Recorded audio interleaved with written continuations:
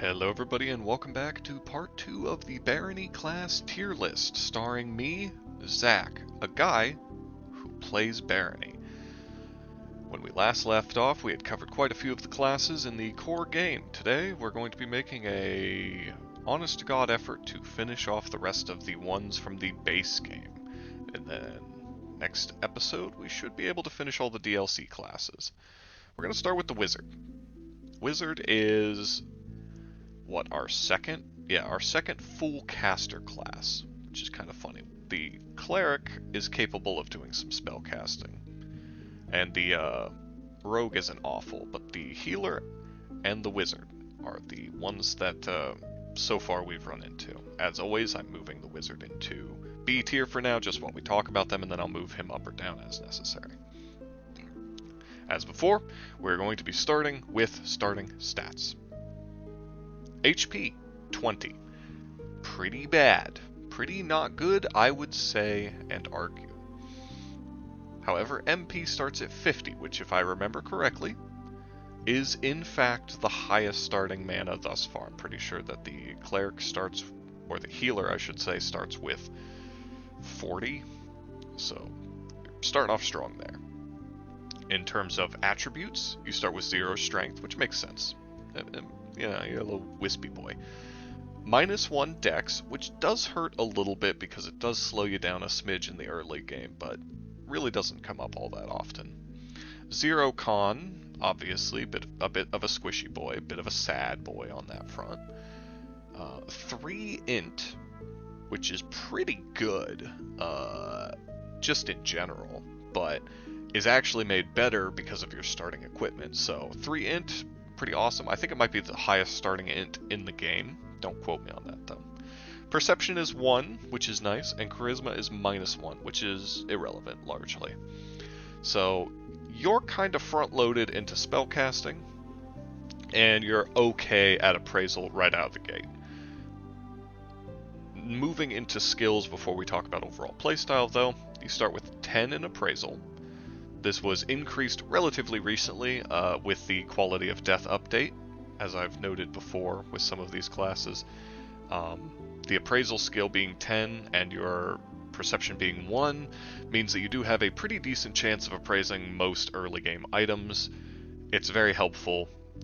If you're playing in multiplayer, it comes in even more helpful. You can be the appraised guy while still being a caster. Sorry to get into the weeds. Next skill, Alchemy, also 10. Kinda low for a wizard, but it is more than 0, which is cool. Now, magic and casting are both at 50, which again, very high. Not the highest in either, I don't believe, but the highest combination of the two, if I remember correctly. Finally, your polearm skill is at 25, so you can already see it's a wizard. You know where this is going, right? We'll talk about the starting, we'll talk about the stat weights, then the starting equipment, and then we'll get into the playstyle, but I'm sure you can already kind of figure out what the playstyle is. So, stat weights, 26% chance for strength. Garbage. It's your lowest stat weight, you're never going to level it. Melee is still fine for you to expand into. Like, you should definitely be hitting things with your polearm early. Do not fall into the trap of only casting spells in this game. Mana regens very slowly. But, I will say, smacking things with a polearm early on, it might get you levels, it does not get you strength. You will still not do very much damage. So, always think of your melee as your backup tool. It is your secondary feature. Dexterity has a 44% chance to improve, which is decent. You can get pretty speedy in the sort of mid to late game with some decent dex. I don't really see the point of going for ranged build on a wizard, because magic already do that, but if that was a combination you wanted to go for, they wouldn't be awful. Next up is Constitution, 36%. I mean, it's low. It's not good. It's not something that you're great at. Sorry to say. It's probably the biggest weakness of the wizard. We'll talk about that in a few minutes, though. Intelligence is 69, nice, percent. It's obvious. It's your bread and butter. It's what allows you to learn spells, for God's sake. I mean, it increases your damage, it increases your mana regen, it's everything you want. Perception is 64%, however, which is also quite good. I mean, you can go into tinkering with a perception that high, you can become the appraise bot very easily, you can probably see in the dark pretty easily. If you do go for a ranged playstyle, it's not bad with the wizard. You have decent dex, and you have really good perception.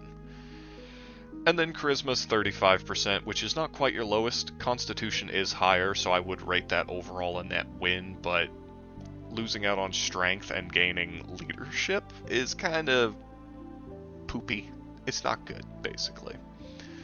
Starting equipment, pretty simple stuff up until the spell books. So you start with a quarterstaff, basic bitch, polearm weapon is fine. You get a magic staff of light. If you're playing in multiplayer, you're not going to hold on to this. I'll explain why in a moment. But you can use this early if you're playing by yourself, if you would rather have light rather than stealth. That's kind of the trade-off you're looking at. And Wizard doesn't really need stealth because of the spells they learn, so definitely there are some playstyle options there. The Wizard hat and the Wizard doublet are also pieces of equipment that you start with, both of which give you +1 int.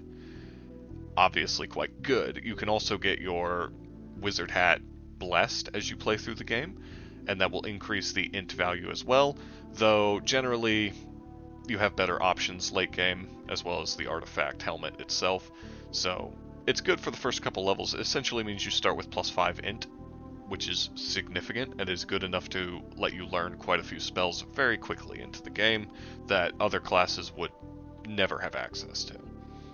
You also get leather boots, which are a decent bit of AC added onto you, nothing too bad. A cloak of protection, again, a tiny bit of AC, but what's cool about the leather boots, the cloak of protection, all that, it's light. You don't have strength, and you have very poor dexterity. But because you are kept so light, you can hold on to things for appraisal without slowing yourself down too much. And in addition to that, you aren't slowed down too much, you can run away from things. Very good for squishy boys. Next up you have the Amulet of Magic Reflection. This is awesome, right? When fighting certain enemies. I will talk more about this in a moment, but it is awesome to start with the Amulet of Magic Reflection. Honestly, I think that what I'm going to do now is put the wizard into where he belongs, and then we will move forward from there. And it's honestly, the wizard goes into A tier. Specifically, I think the wizard goes here. You could argue, honestly, that the wizard is in kind of a weird spot, where he's only mid-risk, but he's only mid-reward. You could put him here without too much of an issue, but I think that the amount of, like a good player, the amount of tempo that they can get early game is just too high. So let's talk about why. We're going to start with the spellbooks here, right? You start with Fireball, Cold, and Light, okay? Light is kind of worthless to you. I always prefer torches because they give you more control over when you have the light active. The light comes from you instead of from behind you, so it's a bit more consistent. And in addition to that, the light spell uses mana constantly. It's low enough it doesn't beat out your passive regen, but it's constantly using mana, so not really worth it compared to just holding a torch. You can block with a torch too, which makes it even better in my opinion. So the light spell's not that useful. It's good to learn it. You know, learning any spellbook can give you magic levels, so always worth learning any, pretty much. But by and large, the light spell is nothingness. The cold spell is, in my opinion, one of the best spells in the game. Now, I might do an actual spell tier list at the end of all of this, because these tier lists seem to be pretty popular. Everyone seems to like them. So I'll probably do a spell tier list at some point, but as a little teaser for that, the cold spell's one of the best in the game. Not only does it damage enemies, but it also slows them. There are a few, there's better versions of this spell out there, namely the Vampire Bloodletting spell that I mentioned in the racial tier list. But by and large, cold on anyone that isn't a vampire is just fantastic. right? It gives you so much control. If you are good at the game, and confident in your abilities, you can kite the Minotaur through the maze in the late, like, well, not the later stages, but the like mid stages of the game. Kite him with the cold spell, and just run away from him, and he can't catch you, and he dies. It takes a little while, but it can be done, right? The other spell though is Fireball. In the mid to late game, I pretty much never use Fireball. I pretty much always use Spellbook of Cold, or sorry, the Spell of Cold, or just use Force Bolt to deal damage. But early on, Fireball, because it burns enemies, is a ton of DPS. So hit something like a Troll with a Fireball and then run away. Troll loses you very quickly because they're very dumb, and they take a ton of damage both from the initial impact because you have high int, and from the burn effect that's left over. Overall, these are 3 incredible spells to start the game with. Very little in the way of utility, but very high in terms of deeps. So, overall, very solid. It definitely deserves to be up here. You can kill a troll level 1 just by hitting him with like 3 fireballs, or 2 maybe? I don't remember offhand. Sometimes you can drop them low enough you just punch them once with a polearm and you win. But in addition, part of the reason why they're mid-risk, because you might be wondering, they're pretty squishy. It seems like it would be easy to die on them. And absolutely, they can be killed quite easily. They are a bit of a noob trap because people will kind of feel as though they can do a ton of damage. Actually, the guide that I'm taking a lot of this information from, which, again, linked in the description, even says that, literally calls it a noob trap. Players will think they can cast spells and kill stuff very quickly, but mana regens very slowly, right? Even when you are a mage class, like until you get mana regen items or something, mana just doesn't come back fast enough. Until you get Force Bolt as a spammable option that uses no mana, you really don't want to be using all of it. You need to be careful. You have to be thoughtful about the way you play the class. That all makes it kind of difficult, right? It's not low risk because you can be killed very easily. So what makes it high reward, and what keeps it from being, like high risk, high reward? Because honestly, I almost put them here. What keeps them there, up here though, is the Amulet of Magic Reflection, which makes the Gnomish Mines very safe for you, because the first couple gnomes will not instantly destroy you with lightning staffs. You can very easily walk into a lightning staff gnome, just literally stomp at them while they are shooting lightning at you, and they might kill themselves with their own lightning shots. You then take their staff, take off your Amulet of Magic Reflection, and go through the rest of the Gnomish Mines the way you would as any other class, using the lightning staffs to kill the lightning gnomes, and then killing normal gnomes and trolls with other weapons. And because you can handle trolls very easily as well, it's even better for you. So, being able to clear the Gnomish Mines so consistently, so easily, just keeps them from being any lower than mid-risk. You start the game so powerful with that kind of bonus going on, right? So, overall, it's one of my favorite classes. I do definitely think you could kind of move it in the A tier a little bit, because the biggest issue with it is late game. Its constitution scaling being so weak means that you are much squishier than most other classes, just objectively. Every class gets the same HP per level. Everyone gets 5. I think. 5? Yeah. So every class gets 5 per level, which means like a warrior starts with 30 HP. They're always going to be at least 10 higher than you if you're the same level. A barbarian is 40 HP. They're going to start double your HP, and they're going to keep a 20 point advantage over you for the entire game. There's no overcoming that except by out-leveling them. But you can just clear the Gnomish Mines, right? And then you have 2 or 3 levels over a barbarian player.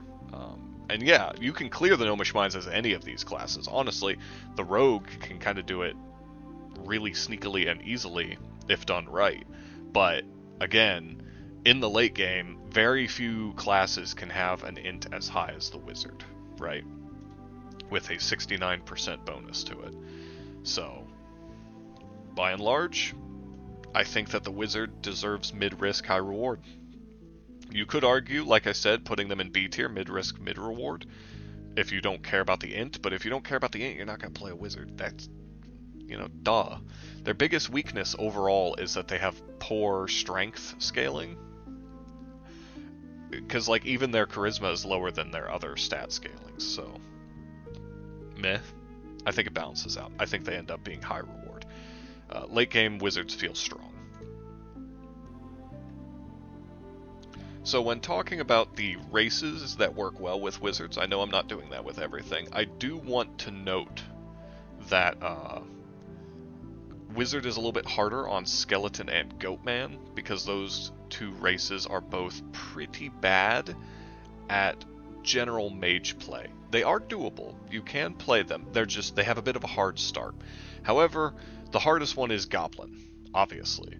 The wizard starts with no innate spells, meaning that the goblin would be a wizard that cannot cast anything except from their books, which will break eventually.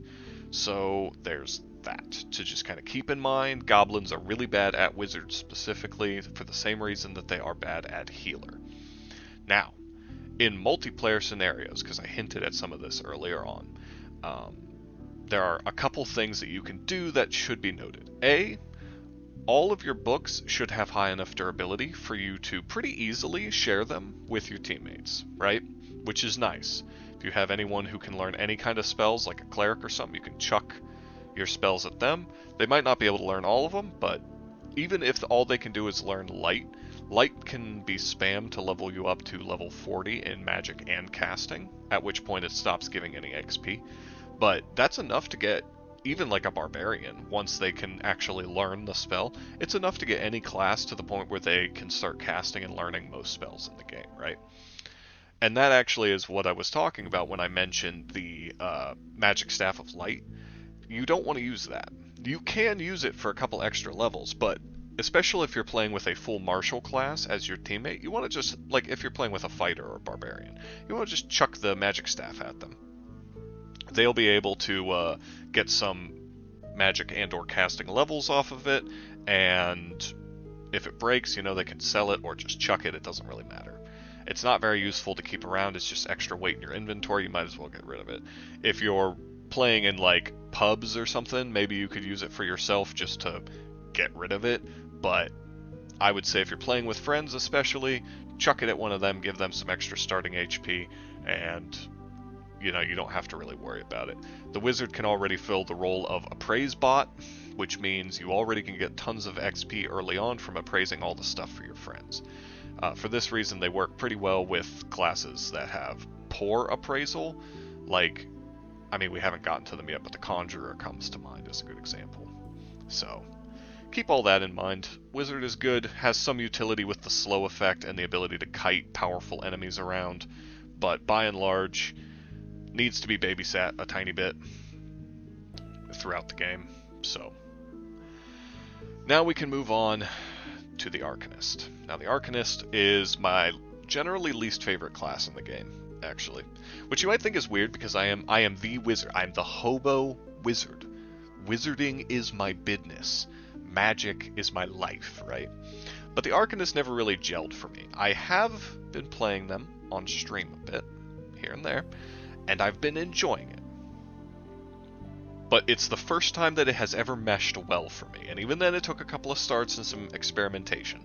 They're not a bad class, but for whatever reason, something about them does not gel with my brain bits. So we're going to talk about it a little bit. Starting HP, 25. Used to be 30, but got nerfed. They are now a little bit closer to the wizard, and that makes sense, being that they are supposed to be ranged weapons and magic. It doesn't really make sense for them to have good HP. 25 is perfectly acceptable. You are tougher than the wizard. You start with only 40 mana versus 50 for the wizard, though, so there is that to keep in mind. In terms of attributes, you have -1 strength.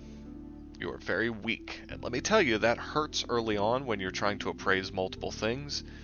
You gotta be very careful, kind of take things slow. Or not appraise much, which is also an option. Your dex is 1. Your constitution is -1. So you really, really do not want to be hit by things. You want to be able to move at all times, and your high dex, I mean high-ish for this tier of play, is perfectly good at getting you out of those sort of situations. The next up is your int, which of course is 1. That's fine.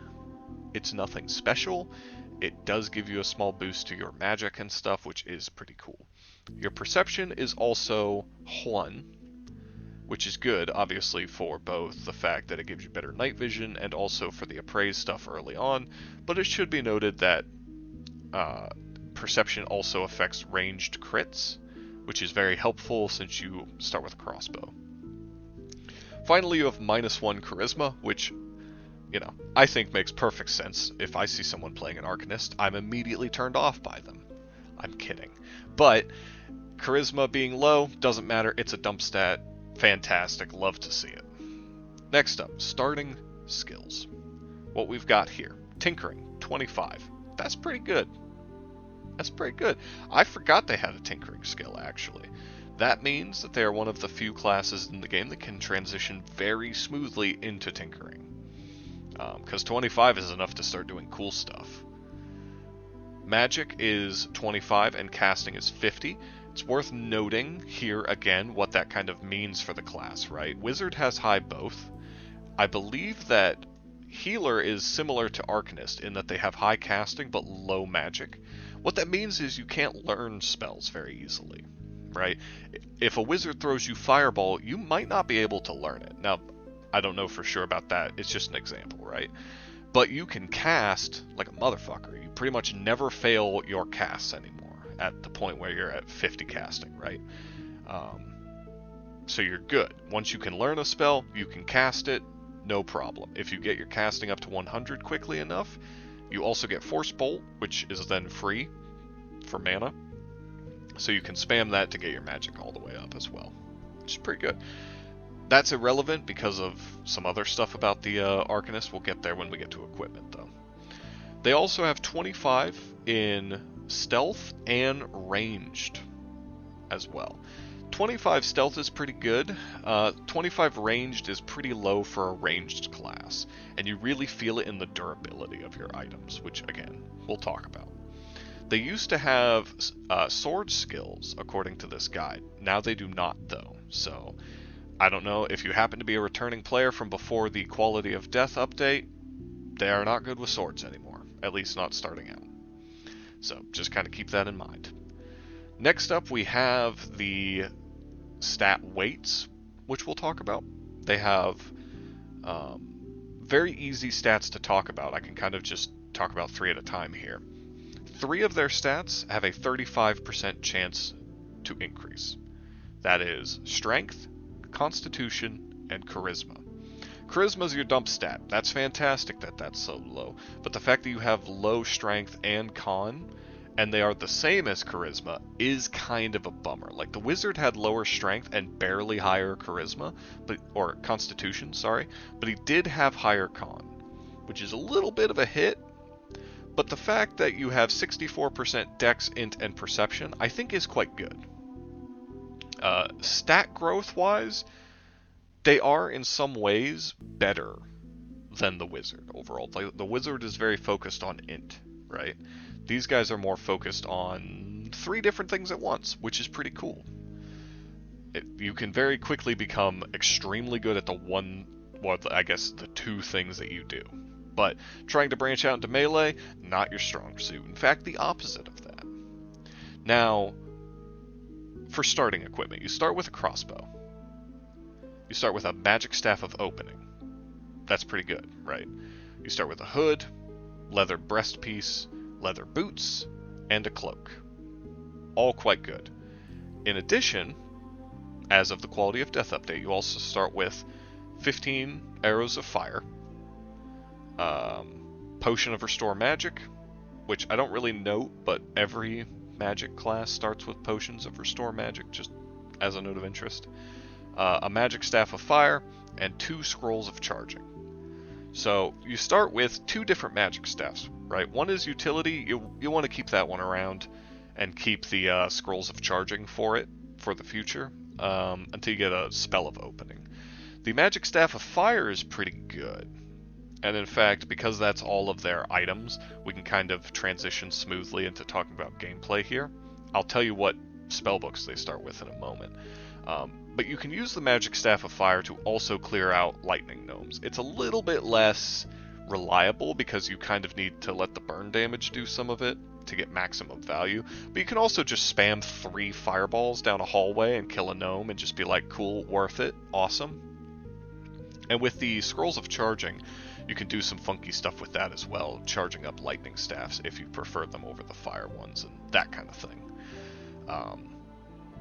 Overall, the magic staffs are good. It's nice to have them. Your leather armor, even in this guide, it says that you should drop the leather breastpiece just to save weight because you need to be fast. I do think that there's some... that's kind of debatable, I guess. If you're good at kiting, if you're aware, that kind of thing, probably that's worth it. Otherwise, if you're not confident in your ability to do that, I would say just stick with the leather breastpiece. Guide's not wrong. That's probably better for, better players. But if you're very new, I say keep the AC. You have garbage constitution. Like, don't risk it. The hood didn't do anything before the update. I think now it does, but we're not going to talk about that yet until the update fully releases. So you can dump the hood and the cloak, because neither of them give any stats, if I remember correctly. And then you have the crossbow, and the crossbow is what we're going to talk about, because I'm immediately putting the Arcanist down here. The crossbow will break, probably on, like, the second floor. It sucks. Crossbows are great. They're awesome. They feel so good to use compared to other ranged options most of the time. But, buddy, that shit's going to snap in half on you, like I said, floor 2, probably. Probably while you're fighting a gnome if you make it to floor 3, so just don't use it. And then it's a pain in the ass to get any kind of ranged weapons until later on in the game. So, in my experience, you kind of play Arcanist as a mage for the first half, and then transition back into ranged weapons when you can finally start actually getting some. Crossbow's good. Starting with the Quiver of Fire is cool. You can use that in the same way that you use the Magic Staff of Fire. Hit a troll, let the burn effect tick all the way until it's over. Hit him again, just keep kiting, Just a couple of arrows compared to pinging him repeatedly until he dies with like 3 damage shots. Now, because of your high perception and dexterity, you are really good at ranged combat. That should be noted. You are absolutely a beast on that front. It's just such a pain to get ranged weapons early that I count them as high risk. You're very squishy. You're also very weak, so if you end up over encumbered, you don't really have anything to do except run. I'm pretty sure even the wizard starts with like much higher AC than you because of their leather boots and cloak of protection and not having negative con, if I remember right. So like, it's not great. Your extra little bit of HP doesn't really keep you alive that well. And the complete lack of melee options does cut into your overall DPS, but you do have, I would say overall, a slightly better stat array than the wizard, comparing like magic user to magic user. And honestly, for what you want to do with the class, it's better than most of these guys, honestly, right? It's just that the early game is much riskier than the wizard, right? Like, even with the Magic Staff of Fire, you are not guaranteed to kill a gnome before he cuts you in half with a lightning bolt. You're not all that much tankier than like other casters or anything, and you have no melee capabilities whatsoever. You can't heal yourself, and your utility is pretty lightweight. If we're talking about the spells that you start, because I did say I would get to those, start with the Spellbook of Light. It's obviously worthless to you, right? Because you kind of want to use your stealth anyway. You don't want a ball of light following you around most of the time. You can, unlike the wizard, you can use it to level up your magic and casting a bit, or your magic, I should say, because your casting starts at 50, obviously. But you can use it a little bit to level up your magic skill. That's helpful, but also kind of irrelevant because you also have access to the spell of Force Bolt. This is a mixed bag. Force Bolt is a cheap spell which you can spam early for decent damage and pretty good leveling. But as you may have kind of already thought to yourself when I said Force Bolt, get that for free when you reach 100 in casting, and casting is your higher magic stat.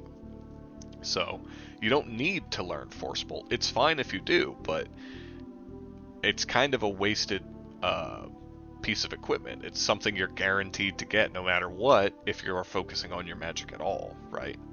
So early game, I think that they kind of suck, but they scale so well into the late game. If they had melee, I would move them up to at least mid-risk or even S tier, because the rewards would be so great. But with no melee capabilities, you are just kind of you're essentially a rogue, but unlike the rogue, you have like really good attribute spread or like stat growth spread in the mid to late game. So it's kind of a mixed bag. Like I almost feel like the rogue is less risky than the Arcanist, but then I think, oh well, the Arcanist starts with the magic staff of fire, so while they are still kind of high risk and high reward, they're honestly still a bit better than the rogue, I would say. But moving right along to the next one, we've got the old Joker boy, the one that I will probably call Jester at least once or twice because that's what I think of it. The Jester is really interesting. I just said Joker. I just had it right. I said I would get it wrong, and then I immediately fucked it up. Holy shit. Sorry.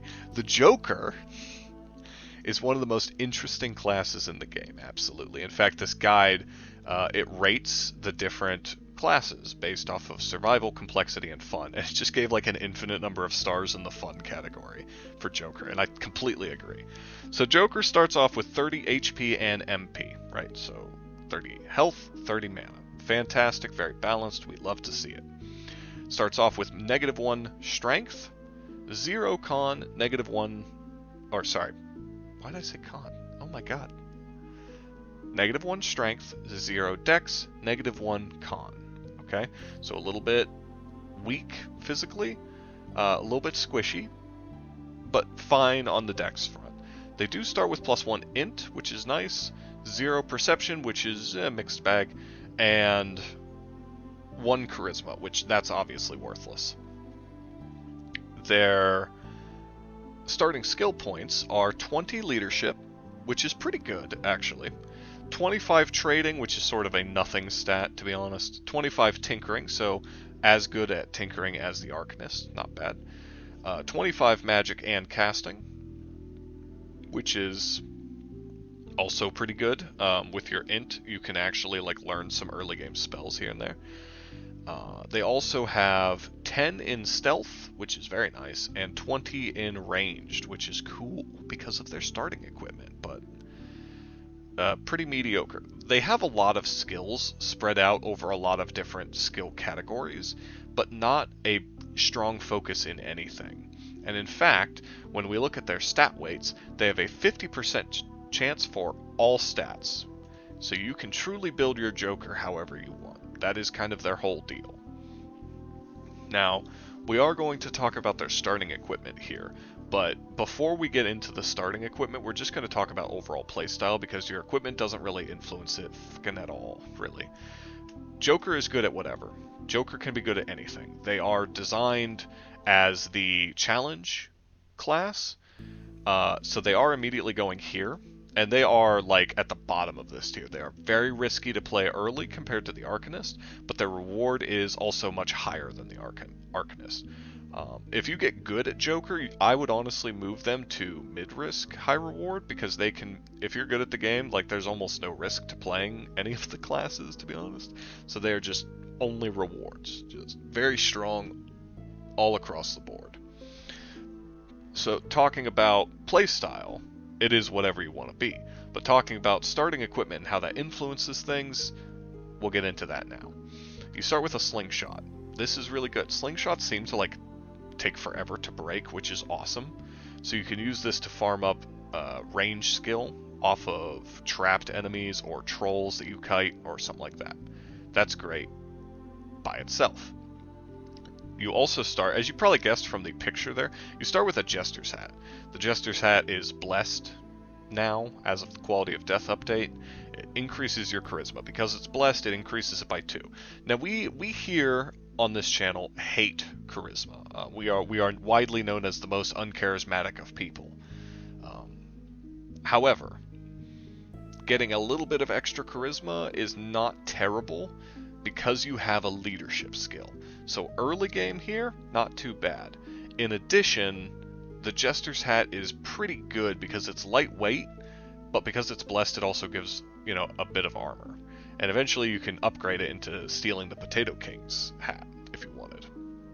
You start with a blindfold. The guide here notes a very important gameplay element to the blindfold, which is that it is funny. It doesn't do anything, ignore it. However, you do start with a Ring of Levitation, which is fantastic and allows you to take advantage of things like the pit outside of the Gnomish Mine secret entrance to, again, hit enemies with slingshots or whatever, and really just fuck with them. It also means you can run straight to the Gnomish Mine exit without having to do any of the, quote-unquote puzzle. You know, you flip 2 levers, but you don't have to worry about any of that. You can just go straight there, and you can avoid a lot of enemies that way, or you can get to secret areas that would be difficult or impossible otherwise, and get some extra loot and stuff. It's pretty good. Then you start with a lockpick. You do have some tinkering skill. It's not too bad. You might get some value out of it. Scroll of Food. It provides you with food. It's nice when you're in a group and playing with hunger on. Otherwise, it's just free healing for you, which is kind of cool. You get Scrolls of Teleportation, 3 of them specifically, which is whatever. You can use them as a getaway if you need to. I pretty much never use them. I either sell them or toss them out eventually. You get a Spellbook of Confuse. I can't remember. I'm pretty sure you can learn that at the start of the game, right? But that means that you can hit an enemy with that and they will attack other people than just you, which is pretty good. You can also cast it on your friends with PvP on and ruin their lives, which is also great, I mean, frankly. But Confusion is a pretty powerful effect. It's not quite as good as something like Sleep, or arguably it's not even quite as good as the Spell of Cold, but it is really handy to have. You can use it on things like trolls and stuff. You start with a Luck Stone. It lowers your weight by 20. It's fine. It's unidentified starting off the game, so that's cool. It means it gives you, it's free appraise, like, that's neat. You start with 200 gold as well, decent for early game trading if you happen to find like a floor 1 or 2 trader. You also now start with 8 cream pies, which is a lot, really, which you can eat, but you can also use to blind enemies and also friends. But using it on enemies can actually de-aggro them, which is kind of cool. You can kind of use that in place of your Confuse if you don't have any mana or something. Overall, not too bad. You also start with a Potion of Polymorph. The obvious uses for this are if you are a monster, you use this to be able to trade, which is cool. Monster races all start with polymorph potions anyway, but it's an extra one, so that's not too bad, right? If you're a human, you can turn into a monster, and you might get lucky and turn like into a goblin when you're on the goblin floor and then get goblin allies, but generally I think the better use is to ally yourself with like a slime or something at some point, and then just chuck this at them and turn them into a different enemy. But, I mean, that's it. That's the Joker in a nutshell. They are very weak at first, but they scale up really well. You can turn them into any kind of class you want. They can do anything. They can be anything. Fantastic 10 out of 10 class. As noted, they are high risk because they are weak early.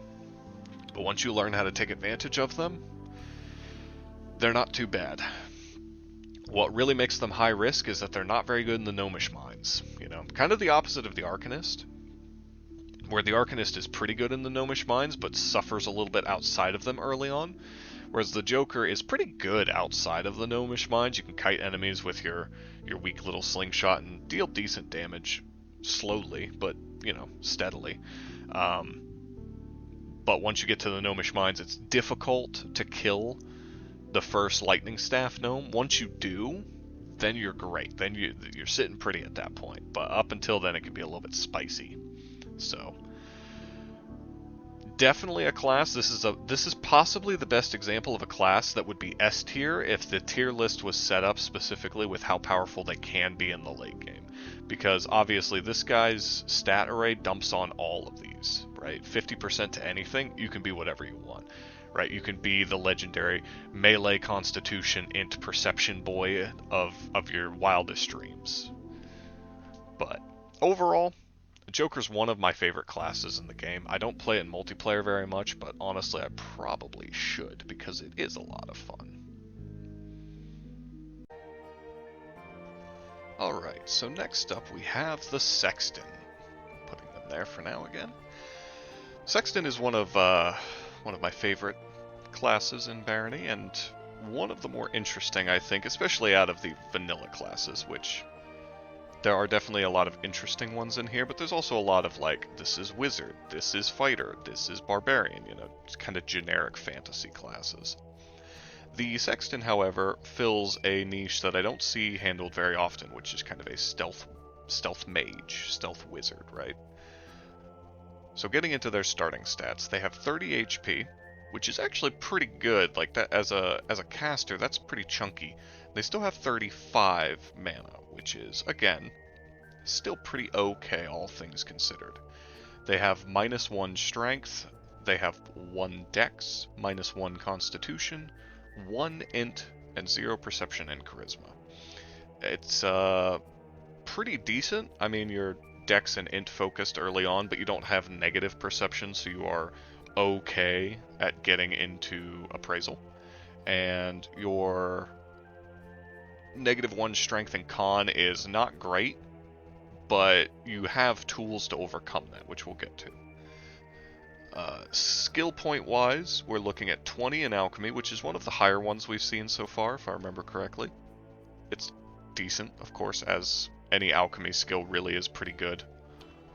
They have 40 in magic and casting, which is just at the stage where the light spell will no longer give you any XP. I think that's fine. 40 also puts you in the perfect category to be able to learn and cast most spells you find early on. Their stealth is also 40, which is very high, actually. That is extremely solid. They have 10 in blocking, which is sort of random, but is absolutely helpful, right, for any kind of mage.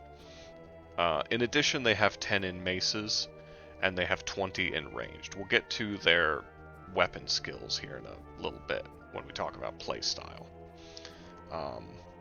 But as far as starting stats, I guess you could say, pretty good all across the board. Again, low strength and con is not great, but they are a sort of ranged and casting focused character, so it's not that big of a deal. The stat weights is where it also gets kind of interesting. This is another one where they have 2 sets of 3 skills that have the same stat weights. So they have a 59% chance of increasing their strength, dex, or int, which is essentially your damage skills. They have a 40% chance of upping their con, perception, and charisma. So essentially your defensive skills and your your defensive stats and your utility stats are lower than your overall DPS capabilities, basically, as you go through the game. Other than the fact that charisma has the same chance as perception and con, which is a bit of a bummer, there's no downsides here. Like, that's pretty good. 59% versus 40% puts you in a pretty similar category to something like, the Joker class.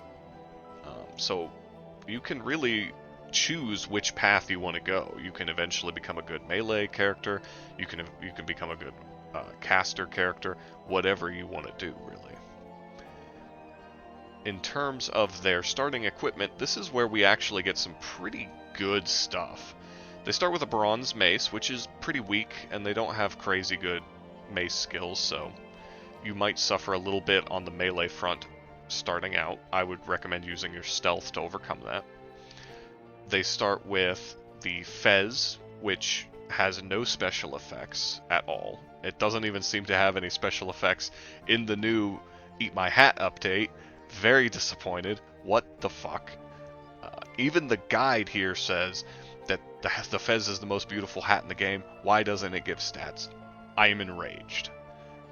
It also, or the Sexton class also starts out with a leather breastpiece and leather boots, as well as, and here's where we get to the really interesting stuff, 2 crystal shards and 3 steel chakrams, as well as bread and a tamale. So ignoring the food, the most interesting thing here is the crystal shard, right? At first glance, anyway, that is the most exciting part. Crystal shards are infinite light sources. They never burn out, but they are fragile, so you can't really use them for blocking because they will break, at least until you have 100 block skill, in which case then they won't, obviously. However, it's not just that the light that they give off is fragile, or that the light that they give off is infinite, sorry. It's also the fact that the crystal shards give off very dim light, which really vibes with the stealth gameplay. Now, you can't sneak while you have a torch in your hand, even if it's a crystal torch, but the fact of the matter is that you can wander around with that out, being able to see really effectively, but still having the chance to see an enemy, and then put away the crystal shard, start sneaking, and then attack them, right? Without necessarily being seen from a great distance the way that a torch user might. The other thing here is the steel chakrams. Now, chakrams are weird in the game. First off, steel chakrams bounce. Very enthusiastically, I would say. Which means that you can kind of aim them at walls, and if you get the bounce arc right, you can kind of bounce them to hit enemies that have no way of seeing you. Which is situational, but actually kind of good. I've done it before to like kite trolls a bit more safely when they're right around the corner and I don't want to try and peek it. It's good, but of course you do risk losing the chakram when it bounces off into the middle of Nowheresville, somewhere else. In addition to their weird bouncing behavior, though, steel chakrams deal a ton of early game damage. You only have 20 in ranged, but you can kite a troll and kill it in essentially a 2-round burst of chakram shots. It's pretty powerful. DPS-wise, they're pretty strong. The final set of items that you start with are spellbooks. Of course, now that we're in the kind of playstyle section, we'll talk about those. The first one, the least exciting one, is the spellbook of locking. Locking doesn't really come up very often unless you want to spam it at something to get your levels up. Generally speaking, you're not going to care about using it to stop enemies from getting to you. Most enemies that you're going to meet will punch through a door anyway, often pretty rapidly. It just doesn't really come up that often. However, the other 2 spells are way higher, truly S tier in terms of spells. They start with opening, which is always helpful. It's not very expensive, and you can unlock anything. What makes this cool, compared to starting with a lockpick, is not only that there's no chance of failure because you can perfectly cast the spell every time, it's also the fact that you can use this on iron gates, right? Not just on like doors and chests and that kind of thing. Even iron gates, which cannot be lockpicked, can be unlocked with the opening spell. So very handy utility to have. You can pass those books around to your teammates as well in multiplayer, and it's pretty good. So, the sleep spell, right? The sleep spell is what allows you to do things like kite trolls infinitely with chakrams. You simply throw your weapons, sleep, throw your weapons, sleep, throw your weapons. It's dead by now, but sleep. This combined with the high potential damage output of the Sexton makes them honestly pretty good as, a stealth assassin type. It's shocking how effective they can be. Only a few spells that other classes start with are better than that, and they're usually very specific to the class, like the Conjurer or the Shaman, which I almost called a Druid.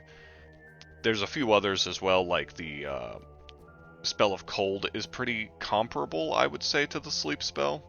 But overall, sleep is possibly the best starting spell in the game for any class.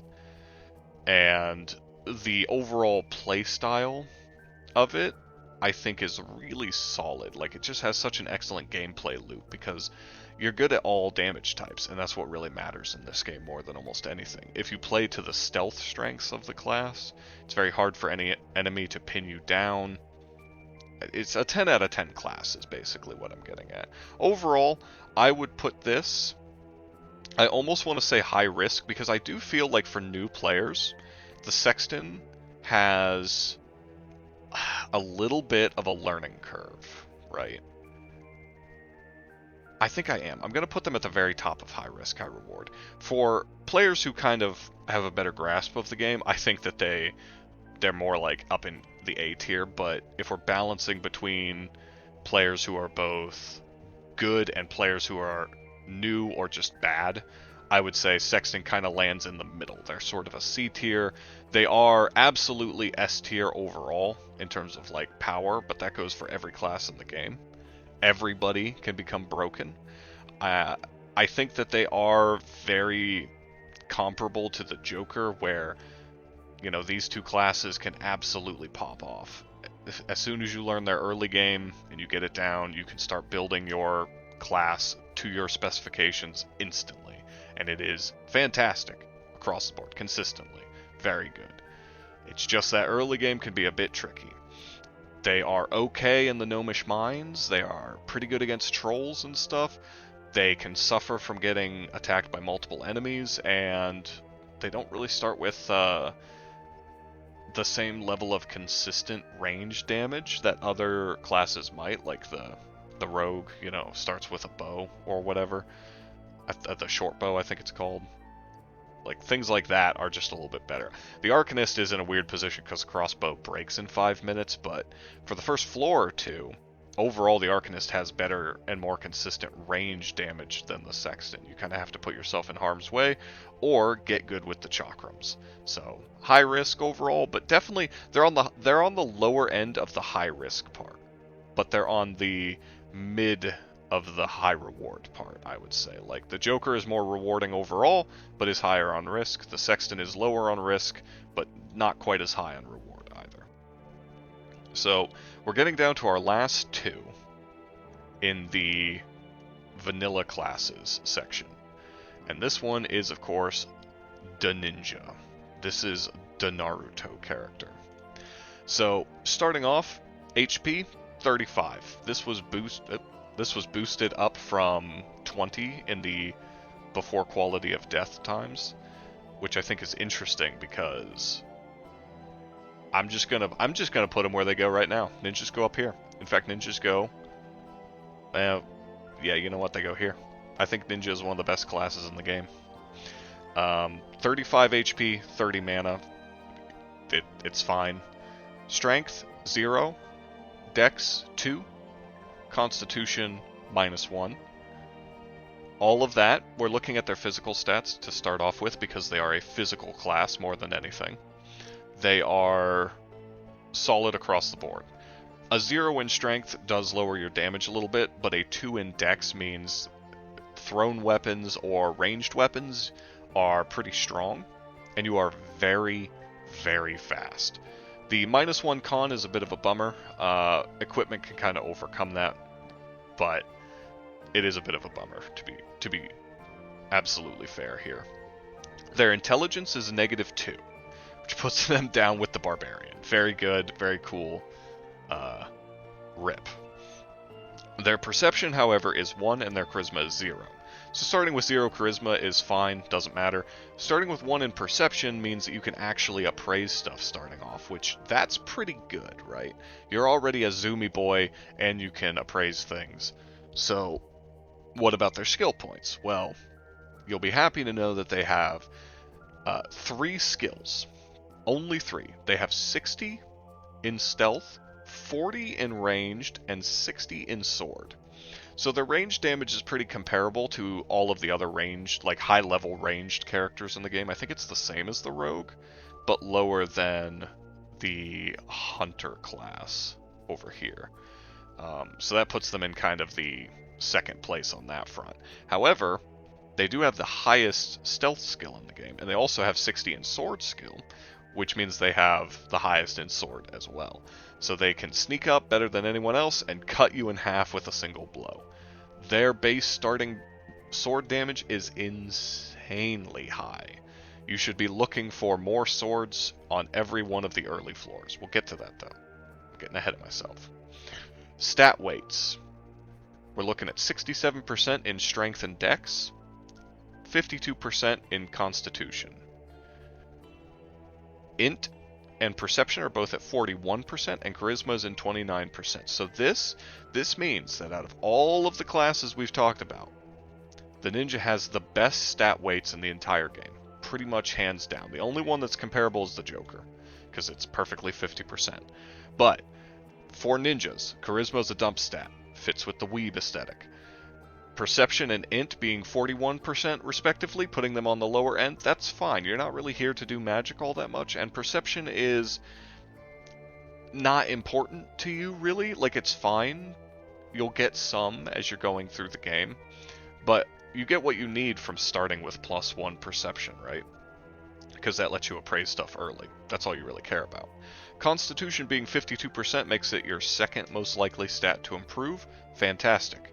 Helps beef up your relatively low armor a little bit, because you start with -1, and it means that as you go through the game, you become one of the tankier classes. Having strength and dex as 67% means you like hurting people. You are good at killing, and you can truly choose between melee or ranged. But because int is your third highest stat growth option, you can do some magic stuff a little bit here and there. But before we go any further on the gameplay, let's talk about starting equipment. You start with a crystal sword, as you can probably tell from the image. It does a ton of damage, but it breaks easily. That's crystal weapons for you, baby. The other stuff you start with is a bit more exciting. You start with iron daggers, 5 of them. These are amazing. I'm just going to say they're similar to the chakrams, but they don't bounce as much. So they're a bit more reliable, and you get more of them. I think their initial damage is a little bit lower, but you have such high range damage skill that it kind of makes up for it. In addition, you get a hood and a tunic. I don't know for sure about the Eat My Hat update stuff. I know the hood gives you a bonus, but we're not going to talk about that right now. You start with leather boots of speed, so you get more dexterity as well as higher armor, which is very nice. You get a cloak, again, doesn't do anything. And then you get some really wild stuff. Starting with 3 scrolls of teleportation. These are meaningless. You can throw them out, you can use them to escape, you can sell them, whatever, right? Like, nobody's here for the scrolls of teleportation, I'm sorry. But you also start with a potion of invisibility, which is wild, really. Absolutely wild. You don't even really need it. You can give this to a teammate or use it in alchemy, or just drink it to get the alchemy skill, like whatever. But you also start with a potion of paralysis. This is really good. Paralyzed enemies can do nothing, of course, which means you can just beat them to death very rapidly. And that's pretty awesome, frankly. I'm down for that. In addition, again, it's another alchemy skill level that you can get by throwing it at an enemy. And also ranged. Finally, you've got 3 bear traps, and this is possibly the best part of the class's starting equipment kit outside of the daggers. Because the bear traps can be used to easily deal with gnomes in the gnomish mines. You find the first staff gnome that you can, you sneak up behind them, and you just drop a bear trap right at their feet. There's no saving throw against it, they are just instantly bear trapped, and then you just punch them to death and they die. It's great. But even if you somehow run out of bear traps, or you just think bear traps are overpowered, so you honor rules it to not use them, the daggers still make kiting the gnomes very doable, pretty easy, especially with your very high stealth.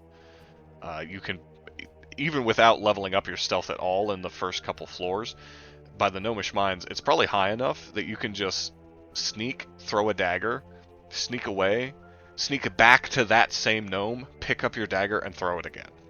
Like, it's pretty great. Once you get the hang of the ninja, they are just so good. They're not even that squishy, really. Starting with 35 HP, I mean, you have higher HP than the fighter, I'm pretty sure. Or at least comparable. It's like you're a little bit low on your AC, but if you get a couple of levels under your belt, you're going to get decent constitution growth from it and become very tanky as time goes on. It's fantastic. I've beaten the game as Ninja, and it was not very hard after a certain point. You just do so much damage. It's insane. It's wild. I think Ninja is overall the best class in the game in terms of, like, once you understand the basics of melee combat, there's no risk to the class anymore. You don't even really need to learn stealth for it. Just hold the stealth button and roam around the dungeon and cut things in half. The end. But they are not quite the easiest class. I will definitely say that the Ninja they are the highest reward of the high reward S tiers, but they are also the most risky, so they're the lowest low risk, I guess you could say. Cleric, or oh yeah, see, I almost called it Paladin. The Cleric is a lot safer than the Ninja in terms of which one I would pick for a new player, but the Ninja is absolutely the more powerful option across the board. But let's talk about the final. As I said at the start of this that there would be 3 in S tier, so I mean there's no secret. I'm moving Monk up to S tier. Monk is not the most powerful class in the game. Alright? But they are the noobiest noob class. They are simple as fuck. Are they fun? That's debatable. But they are absolutely the safest class to play in the game. And we'll get into why as we go through here. Starting stats, 40 HP. It's one of the highest HPs you can start with out of any of the classes, even in the DLC. 30 MP, or 30 mana. Not too bad either. Pretty average, like, fine. Already, you've got a ton of HP. Keep in mind, like, something like the Wizard has 20. So, no matter what, if they're the same level, if they're both level 350, the Monk will always be 20 HP higher than the Wizard. There's no way to overcome that except by out-leveling somebody. So starting with really high HP is an investment. It's a massive boost to your overall tankiness. In addition, they start with 1 strength, 0 dex, 2 con. So already, I mean, 2 con is 2 AC that you have over top of somebody with 0 con. That's pretty wild. And starting with +1 strength gives you a decent amount of bappage, right? Just a decent amount of cut people in half. You also have 0 int and 0 charisma. The 0 int means it's a little bit tricky for you to learn magic and stuff, but it's not negative, so you don't necessarily have to wait until you get a spell book before you start learning magic. Or, I should say, you don't have to wait until you get an int via level up before you can start learning spell books. So, pretty good. Possibly their biggest weakness is -1 perception, which keeps you from appraising anything early on until you get a perception via level up. Outside of that, you can also read scrolls or drink potions to get +1 appraise occasionally, and it's risky, but if any class could take risks, it would be the Monk. In terms of skill points, you get 10 swimming, which is mostly meaningless, but I mean is fine. 10 leadership, which is kind of random, actually, but whatever, I guess. You get 20 in alchemy, which is kind of cool. It kind of vibes with the build, actually. You also get 10 in magic and 20 in casting. God only knows why, but you do. And then you get to the 2 big ones. The 2 biggest bonuses that you get access to, which is 40 in blocking and 50 in unarmed. It's the highest unarmed skill in the game. Starting out, that probably is not really a surprise. However, the block skill is wild. You can block most starting enemies with a torch at level 1 with this kind of bonus. It's awesome, frankly. Like, you can't do like trolls and stuff right away, but level up your block a little bit higher and you'll be able to pretty quickly. The unarmed skill we'll get into when we talk about gameplay a bit more, but with a 50 in it, much like with the ninja having 60 in sword, you deal a ton of damage early on. So stat weights, they're going to be kind of what you'd expect, I would guess, with one exception. They have 59 in strength, 59% chance of getting strength on level up. That's pretty awesome. They have a 41% in dex. That one's kind of surprising, a little bit. I feel like it's a little bit weird that the monk is not a more dexterous individual.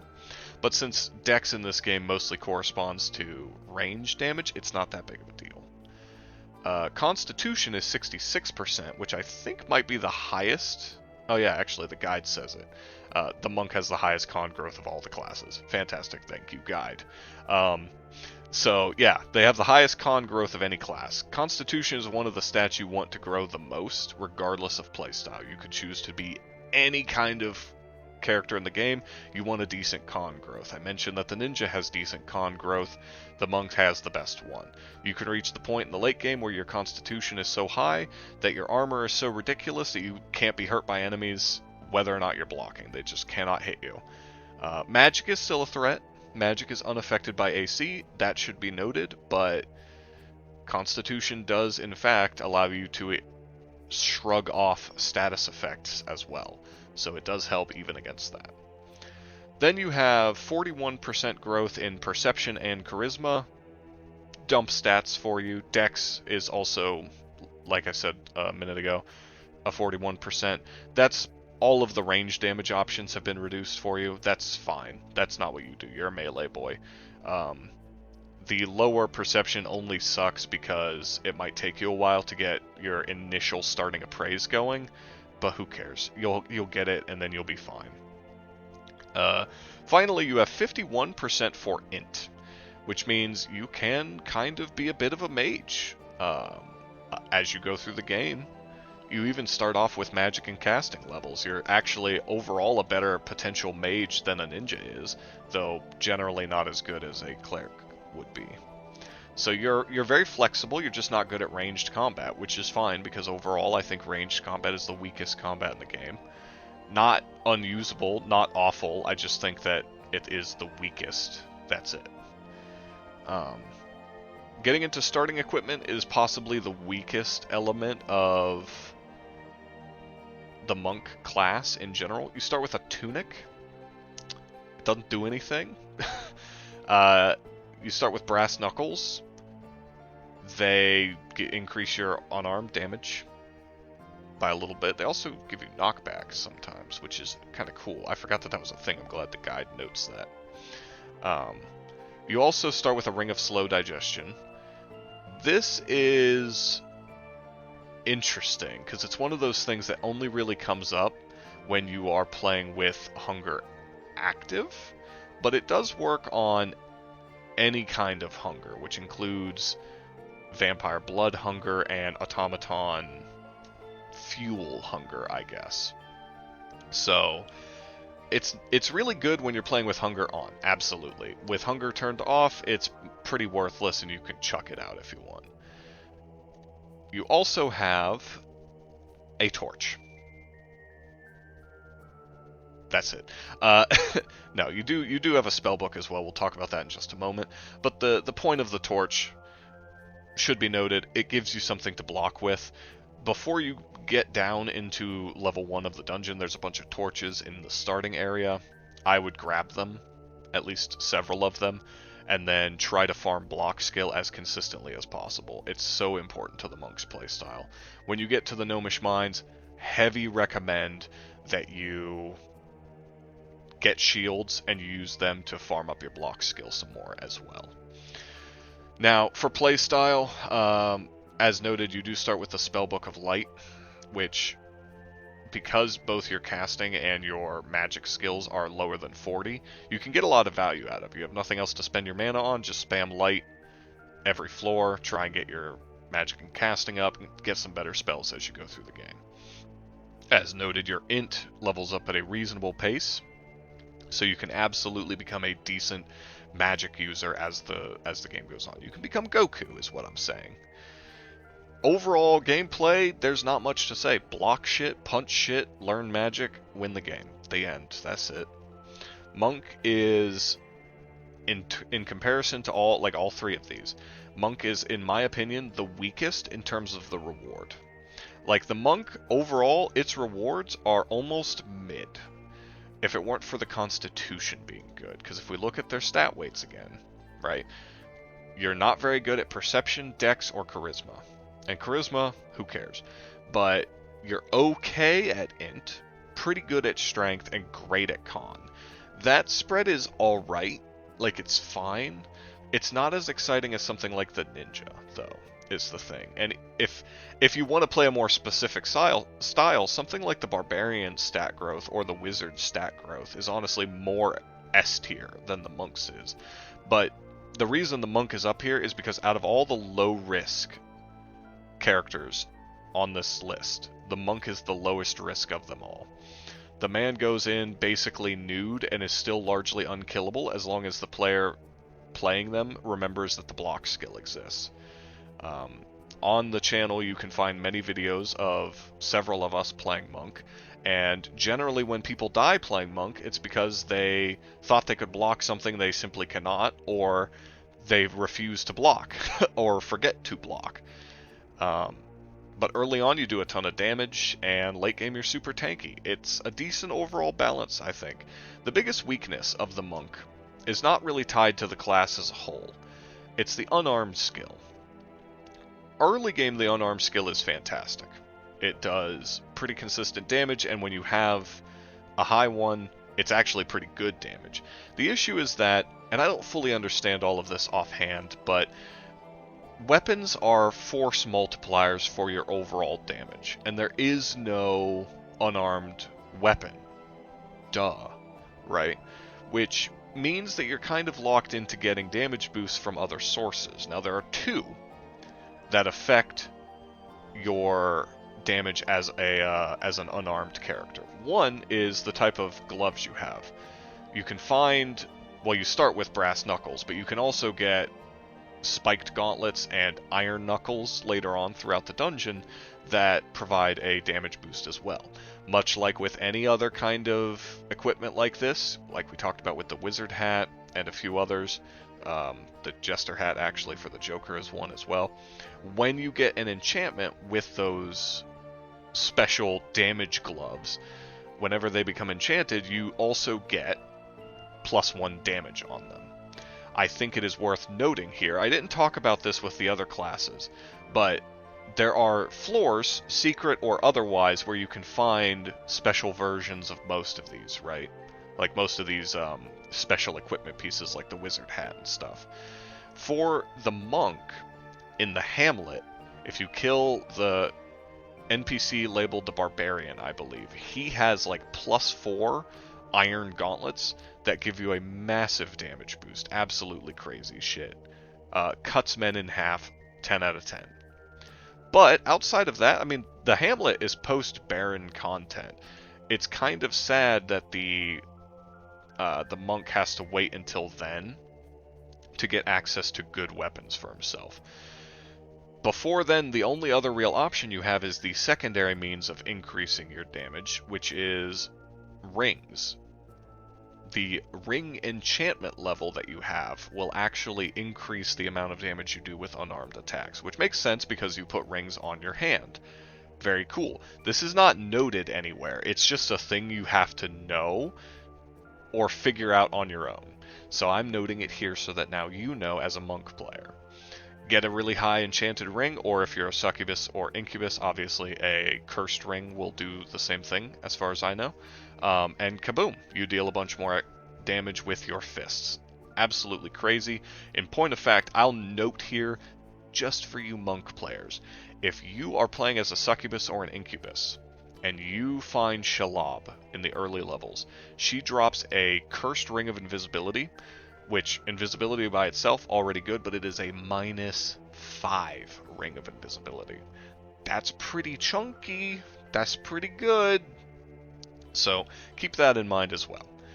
But as time goes on, basically what my point is here, as time goes on, the monk's damage falls off. Anything post-Baron, the monk gets progressively and honestly quite quickly much worse than other classes' damage sources.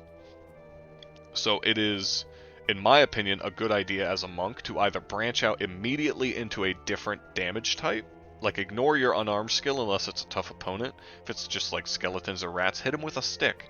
Get your polearms up, get your swords up, or axes, anything like that. If you get a legendary weapon early on, like Parashu, take that and hit people with it until your skill is good, and just make that your main weapon for the rest of the game. It's not very monkey, I understand, I get it, but unfortunately, it's the reality that the monk is just not that incredible, all things considered, at dealing damage in the late game. Compare that to the ninja, or even Mace Boy over here. They're just not that good. You can transition into being a, ranged magic DPS if you want, but that is, in my opinion, just as much not in the spirit of playing a monk as simply picking up a different weapon. So, all that being said, none of that detracts from the fact that the monk is absolutely the easiest class to learn the game with, in my opinion, and is still very consistently great. Absolutely deserves to be an S tier, very solid across the board.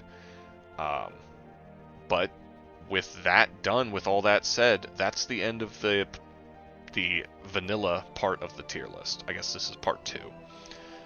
So in the next part, we're going to be talking about these guys. I'm going to try and do all of them in one video. We might need another part, though, because honestly, these classes are far more complex than any of the ones up here, or at least most of the ones up here. But as you can see, we have a pretty decent spread here. We have these 3 being the only ones who will go in S tier for the rest of the series. I think there's maybe 1 or 2 that might deserve to be up here. But you have a decent spread of like mid-risk kind of characters, all of these decently easy to learn to play, and then you have a decent number of higher skill requirement characters that still give pretty decent rewards. And in fact, some of the ones in C tier, I would argue, if we were rating purely on power level, some of these in the late game could be absolute monsters. The Sexton is actually capable of having overall better damage output than a ninja is. It's just the ninja is a lot easier to play and can absolutely dominate the gnomish mines. So I'm not going to compare all of them. I've already talked about where they deserve to be on the tier list, but I think we have a decent spread. As you can see, things kind of pile up in the top tiers because, as I've already said a million times, I think that all of them are good in their own ways.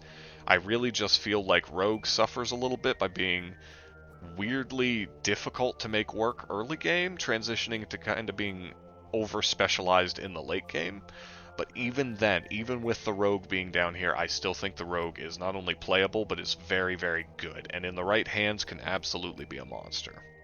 So, try not to take any of this as being like, don't play anything below B tier or something like that. I've played all of these classes. As I said, Merchant is one of my favorites. Wizard is probably my favorite out of these. I like Healer. I love the Joker. I'm slowly starting to love the Sexton even.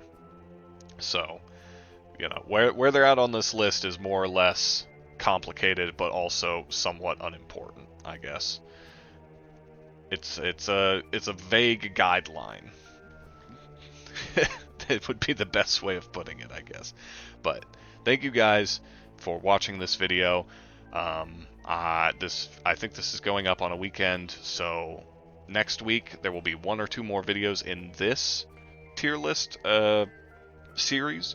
But as I mentioned before, I'm probably going to also do a spellcasting tier list, or a spell tier list, I should say, for Barony. And after that, I might do a quick update video on the tier list talking about the Eat My Hat update specifically because, of course, as soon as I start getting through the tier list, they fully release the Eat My Hat update. Go figure, right? So I'll update some stuff, I'll make any notes and stuff like that, and if anything else needs to be changed, or if I think anyone has moved, I'll make a video addressing that and I'll move them as necessary. I don't think they will, but if it happens that they need to be, I will in fact move them. But like I said, thank you guys for tuning in. Don't forget, like, comment, subscribe. Let me know what your favorite classes are in the comments, and if you guys are enjoying this, also let me know that, and I will keep coming out with some more tier list videos and more Barony content, because I would like to do that anyway. Give me an excuse, please, I beg of you. But until next time, peace.